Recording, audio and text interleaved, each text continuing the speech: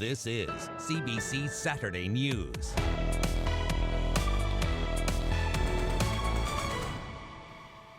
Good evening, I'm Marivelle Tarouk. It may be a long weekend, but the parties campaigning in the federal election aren't taking any breaks. There is just 9 days to go before Canadians cast their ballots. And with polls showing the Liberals and Conservatives neck and neck, there's growing talk about the possibility of forming coalitions. David Thurton reports. A homecoming for Jagmeet Singh as all parties hit the home stretch. Singh is in Brampton today, his old political stomping grounds, where he got his start with the Ontario NDP. Please get out and vote, because if you vote enough New Democrats, we're going to get these things done. We're going to invest in a universal pharmacare. Now he's returned as the federal NDP leader, riding a wave he hopes will take him to Ottawa, either as Prime Minister or at least the person who holds the balance of power. His message to voters is this. What I'm saying is this, is that if they vote enough New Democrats in, we can make sure these things happen. If you vote even more of us in, we'll form government. Singh says a vote for the NDP won't be wasted, asking Canadians to hedge their bets and don't vote strategically for the Liberals or the Conservatives. But the Conservatives aren't talking about minority government scenarios. What do you need to do to break through to try to get your party into majority territory? We're feeling very optimistic, very confident as to where we're at in this campaign. Scheer is projecting majority government confidence and his plan for the first 100 days in office, which includes this former deputy BC premier to help oversee a commission to review government subsidies to corporations. They will be tasked with identifying $1.5 billion in cuts to these profitable corporations. All this happening during the Thanksgiving long weekend. There's no rest for the parties as they continue to rake in the votes. David Thurton, CBC News, Ottawa. And this is a live look at a campaign rally hosted by the Liberal candidate for Mississauga-Malton, Navdeep Bains, at the International Centre. Bains was up speaking earlier, and now this is Omar Alghabra. He is running for election in Mississauga Centre. Liberal leader Justin Trudeau is expected to deliver remarks in that location as well shortly. But for all of the latest on the federal election, you can head to cbc.ca/politics. A 34-year-old woman is in custody after a triple stabbing in Brampton this morning. We'd like to reassure the community that this is a targeted and isolated incident. This was not a random attack. We are still appealing for witnesses, anyone that were in the area that may have seen or heard anything, to call investigators.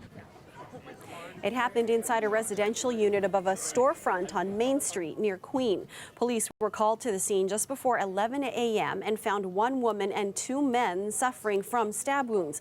All three victims are in serious but non-life-threatening condition. The man who owns the store below the unit was the one who called police when one of the victims stumbled into his store. Yeah, there have been issues in the past upstairs. Unknown, unwanted people have been coming up and down, which did affect our business a lot because of the nature of the business we have, and it did scare our customers away. A lot of people who live and work in downtown, they were concerned about the people living upstairs. Police say the victims were known to each other but had no other details on that relationship. Two men in their 20s were seriously injured after several shots were fired inside a gas station in North York last night. The two victims were not shooting. They were targeted victims. They were not shooting at each other. There is a lot of video in the area, and the officers are on scene right now investigating that and speaking with witnesses. It happened at an Esso station at Dufferin and Glen Bell Crescent just before 11 p.m. When officers arrived, they found the two men each suffering from gunshot wounds. Paramedics took both men to hospital in serious but non-life-threatening condition. Police are looking for one male suspect who they believe got away in a vehicle. Hundreds of people gathered for the funeral of Devin Brachy-Selvi near Hamilton today. The 14-year-old was stabbed to death just outside his school on Monday. Two teens, 14 and 18 years old, each face the charge of first-degree murder in the case. Friends and family came to pay their respects, along with an entire community, to send a message against bullying. Lorenda Redekop has that story. A A final goodbye for a 14-year-old remembered as a little guy with a big personality, a loving friend and family member, Goofy, who'd play tag running through the mall with his best friend. He only had a small circle of trust. And if you were in that circle, he would defend you like a family member. I just wish I got to spend more time with him. Close family and friends gathered, along with people who'd never met him, but wanted to show their support. Pink, the symbol of anti-bullying, or purple, his favorite color. Dozens of people drove their classic cars to honor a boy who aspired to become a mechanic. Some drove for hours. This man's daughter attends the same high school. They have counselors provided by the city, which is unfortunately needed. But the one thing that I can say is, attention bullies, there's way more of us than you. Also here, motorcyclists from a group that tries to protect victims of child abuse. It's heartbreaking, the bullying and the abuse that happens within our school system and within our communities. Sometimes we can't help them all, but we try. Some here have felt the impact of bullying. One woman said her daughter went to the same high school years ago and experienced it all 4 years. She's an emotional wreck.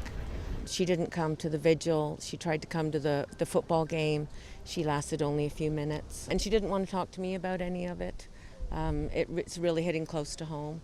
Devon's mother said her son was bullied since the second day of school. That day, she'd rushed over to pick him up after he called to say he was being bothered again. During the service, one of Devon's sisters read a few words on behalf of his girlfriend, Danielle. She said that he wanted to be a father and have a daughter, and that she's glad that her last words to him were, "I love you, Devon." The minister told people they're not defined by what happened on Monday, but how they respond to it. He encouraged people to watch out for others, like Devon did for his friends. Lorenda Redicomp, CBC News, Stony Creek, Ontario.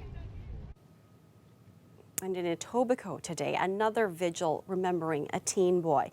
17-year-old Jonathan Davis was laid to rest. Family, friends, and community members packed a church to honor the high school senior. Police say he was an innocent bystander when a group fired a hail of bullets outside an apartment building as families lined up for ice cream. Angelina King has more on how he's being remembered.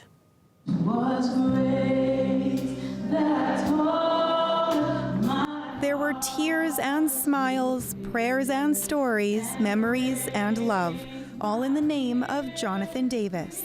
Often described as gentle and humble, a very caring soul, always minding his own business, never involved in crowds or hanging out on the street. He was pure of heart and had great sensitivity for the world around him. And he was polite, respectful, responsible, and wise, family says. But still a teen, Davis loved video games and hanging out with his friends. Whenever Jonathan would come over to my house, he would treat my house as his own. He would treat my family as his own. We were together all the time. When we were together, time didn't exist. But his first priority, his family. He helped his dad, who's losing his eyesight, checking in on him every week, driving him and doing chores. A son his parents could depend on. He helped out with his siblings, especially his 3-year-old sister. Friends say no matter what they were up to, Davis would leave, ensuring he was early to pick her up from daycare. She still calls out his name. When I go to the house, she'll call out his name and say, "Jonathan," going into his room. So she knows he's not there, but she still calls him. As a family comes to grips that their son, brother, and father figure is gone. I don't understand why it happened to him. He was such a sweet person. An honor roll student, Davis wanted to become an electrician like his dad, but all that hope and promise cut short on a sunny Saturday evening nearly 1 month ago. Police called it a brazen shooting as families lined up at an ice cream truck. At least 7 people, some armed with semi-automatics, fired more than 100 shots. Davis hit and killed just steps away from his home. An innocent bystander, police say, his mother rushing to his side. I ended up watching this mother crying for her son, and there was nothing none of us could do. It was sad. It wasn't even sad. It was a feeling that no one could explain. You felt it for her. You felt it for the family. We feel it for the community. Anybody knows anything about what happened that day, can you just please call the police and let them know, because justice needs to be served for Jonathan. As the community came together to honor and remember Jonathan Davis, Alinci says the day brought the family some sort of closure, but not entirely, because police are still investigating the case and have yet to make any arrests. Angelina King, CBC News, Toronto. Well, for 2 buildings in Weston, tenants say living with pests is their reality. Today, Acorn, a group that advocates for tenant rights, held a protest to make their concerns heard. Talia Ricci reports on a story with video that some may find unsettling. This is how many cockroaches accumulated after 3 days of having traps out, according to the resident who lives here. Look around the other communities. Cockroaches are just one of the reasons why this protest was held today. Tenants at 1775 and 1765 Weston Road say the building isn't maintained, and they also have issues with mice. We run out of hot water. It's usually like once a day from 3 to 7 or 8 o'clock at night. Bed bugs are coming through the vents now in the bathrooms. The group believes more people would have been present today, but a lot of the tenants here are afraid to say something. And this is one of them. We agreed to conceal this man's identity. Winter is coming. When I get kicked out, I get nowhere to go. And that is why I want my identity to be covered. There's hundreds of people who wants to do this, but they're really afraid of getting kicked out. He also tells us he heats water in a kettle and bathes himself using a bucket because he often doesn't have hot water. The owners of the properties, they have to take concern. The city have to look into this. The City of Toronto says its bylaw enforcement program, Rent Safe TO, ensures building owners and operators comply with building maintenance standards. In a statement to CBC News, it also says both properties were evaluated by Rent Safe TO staff on December 14th and passed their evaluations. The city currently has no open investigation requests or property standard violations against either property. We reached out to Weston Property Management, which owns these 2 buildings, about some of the complaints and didn't receive a response. Some of the residents tell us they plan to meet again on Monday to discuss their issues and try to come up with some of their own solutions. Talia Ricci, CBC News, Toronto. If you've been driving around the city this Thanksgiving long weekend, you may have noticed a major highway closure gobbling up your travel time. The Gardiner Expressway is completely shut down this weekend until Monday morning from the DVP and Carlaw to Highway 427 and the QEW. This is part of a larger project to renew the Gardiner between Jarvis and Cherry Streets that will see construction continue until 2021. Well, it was a lovely fall day, Sonia. Let's check in on how it's looking for the rest of the weekend. Yes, thank you so much. So yes, there is a low. Remember that low that we've been tracking that really impacted Manitoba, hit them with a lot of snow. That is making its way into Ontario. But for us, we're only going to see some rain, which is good news. It is an upper low, and it will be impacting mostly the north. Will the GTA see some of it? Yes, but probably just in the overnight on Sunday. But we wouldn't notice much. Most of the unsettled conditions will be seen, as I mentioned, into cottage country. So we can see that here, just south of that, we'll see some scattered showers. Because of that low, that upper low, it's not going to maintain itself. So again, just spotty showers. It's not going to be a completely washout of a weekend. So enjoy the Thanksgiving. What does the GTA look like? Well, tonight it's going to feel like 7 degrees. So the low is keeping things cool. But for the next couple of days, it's going to look amazing. Thanksgiving is going to be look at that, just partly cloudy, feeling like 9 degrees. So go out and enjoy that. That's much of the same for the rest of the GTA. Kitchener looks clear for the parade, for the Oktoberfest parade. So again, enjoy. Happy Thanksgiving, everyone. We'll take it. We'll see you in a bit. Thanks, Sonia. Thank you. Thanks. It's the younger generations not carrying the cash. You know, even for one drink, they're paying through their debit card, right? Coming up, what does going cashless mean for smaller businesses? How the trend has some Canadians worried. That's next.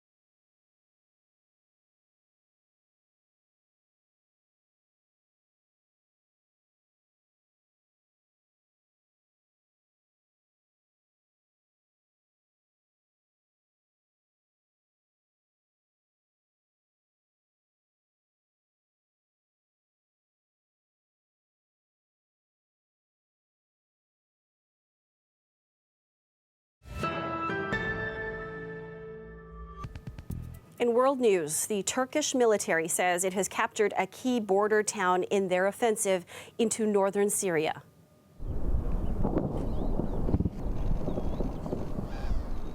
Turkey says it wants to push back rival Kurdish forces and create a safe zone along the border. Dozens of casualties have been reported on both sides since the incursion started on Wednesday. Tens of thousands of civilians have also been displaced. A number of nations in Europe and the Middle East have criticized Turkey. They say the move will deepen instability in the region and likely lead to a revival of ISIS. CBC's Margaret Evans has more from the border between northern Iraq and northern Syria. We're up in northern Iraq, just along the border with Syria. That's Syria on the ridge, just on the other side of the river behind me. This border crossing feels pretty sleepy today, just a trickle of people coming across. That is because we are told the Iraqi Kurds here are only giving permission to people with family connections or with residency in northern Iraq. We're told that there are about 2,000 people waiting to cross on the other side. They may be allowed to come across tomorrow. We can't confirm that. Aid agencies continue to say that the number of people that have been displaced by this Turkish offensive is extremely large, more than 100,000 people. Some of the people we've met here with families still back in northern Syria say they're hearing that people fleeing their homes are heading for public buildings, schools, and that's where they're trying to bunk down for the night with families. In the meantime, the diplomatic pressure is continuing. People fear a humanitarian disaster in the making. The French President Emmanuel Macron has been in touch with the U.S. President Donald Trump, delivering a message saying that Turkey needs to stop this offensive, wanting the United States to use whatever influence it can to stop that offensive. But as we've been hearing from the Turkish President Recep Tayyip Erdogan for days now, Turkey will not stop until it has achieved its goals. Margaret Evans, CBC News, along the Iraqi-Syrian border.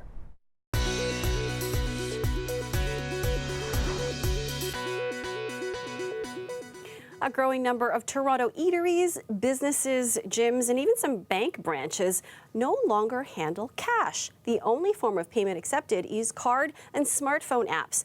But concern is growing over how the cashless trend is leaving low-income Canadians behind. Philippe de Montigny has that story.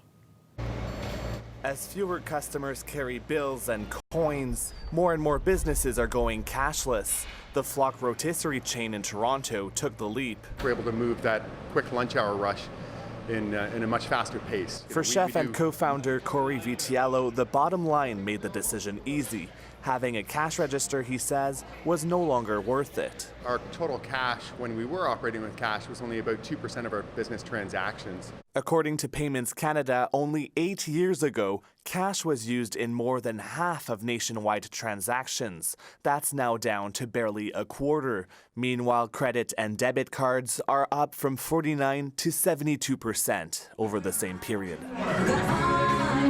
The cashless trend is also catching on in larger chains like Good Life Fitness and Via Rail, and big venues like Toronto's Scotiabank Arena. Even some CIBC and National Bank branches no longer handle cash at their counters. Clients must turn to ATMs on site. The founder of Cali Love Restaurants in Toronto is seeing this shift firsthand. I think it's just inevitable. There is going to be a time that people are going to just, relate to paying through your phones or you're using a third-party app, because the younger generations not carrying the cash. It's easy, tap and go. It makes your life easier, especially for one-stop shop businesses. But to refuse cash, I think that should be illegal. It's our legal tender in this country. That's discriminatory. That's not fair. This researcher worries for low-income Canadians who don't have credit or debit cards and calls on policymakers to pay attention. Well, I think the first step is for governments to say this is something we've got to look into. So far, 2 U.S. states and a handful of cities, including San Francisco, have enacted legislation to bar businesses from refusing cash. Here in Canada, no law forces them to accept the legal tender. It's up to vendors to determine how they get paid. Philippe de Montigny, CBC News, Toronto.